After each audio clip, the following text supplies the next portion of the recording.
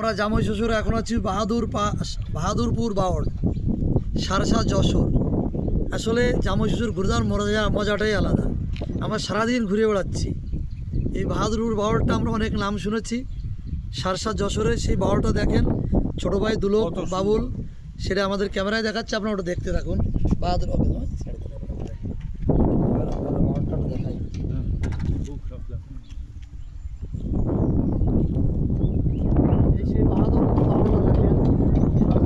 অনেক বড় একটা বাউল দেখেন, ওদের সে দেখাই যাচ্ছে না অপরটা। এখানে স্পিড বোটও আছে, কিন্তু আমরা সময়ের স্বল্পতা, যার জন্য আমরা এখানে ঘুরতে পারবো না। আমরা অন্য আপনাদের দেখাবো, ঘুরে ঘুরে